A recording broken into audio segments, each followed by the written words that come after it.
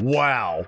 WandaVision is building up to have an explosive finale, with Wanda expanding her dominion, now known as the Hex. There's also Quicksilver, that in reality doesn't seem like the Quicksilver Wanda knew, and those fake memories she's trying to convey are proof of that. Don't believe anything that man said. He is not your uncle.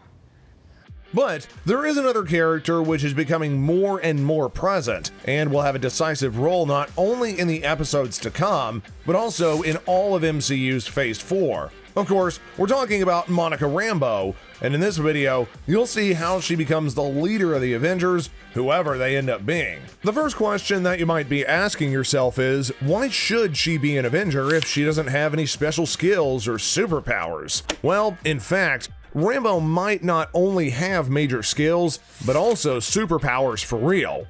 Let me explain.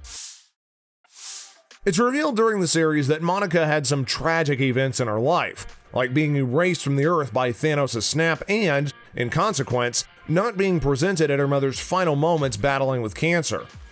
As an honoring memory from her sword to her, they put a plaque in the agency's headquarters, and that works as foreshadowing to Monica's future events. The name that can be seen is Maria Photon Rambeau, referring to her mother's call sign in the United States Air Force.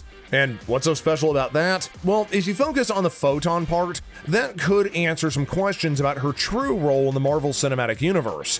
We think the show already plans some seeds about who she will become, like the X-ray they took after that she was expelled from Wanda's world. It does show a very bright light filling her body, suggesting that she was, somehow, genetically modified. So, they requested more tests, such as repeating the X-ray and new blood samples. But if you're a Marvel nerd, then you already know the result will be the same. This can only mean Monica Rambeau is on the verge of becoming a being with superpowers.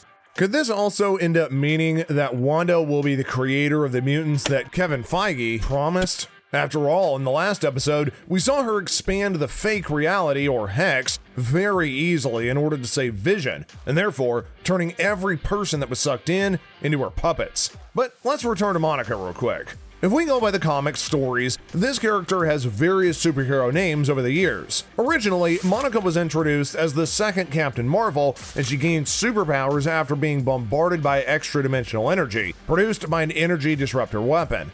She became a member of the Next Wave and the latest Ultimates team. She has also been known as Photon, Pulsar, and beginning in 2013, Spectrum. A lot of names, but the one we're searching for is Photon, inspired by her own mother.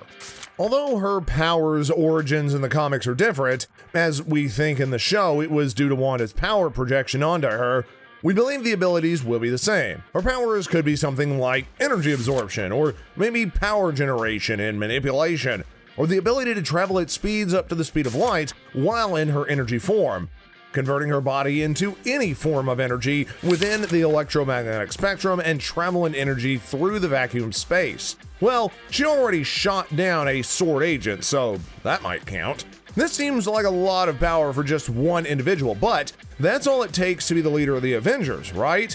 I mean, just look at Captain America.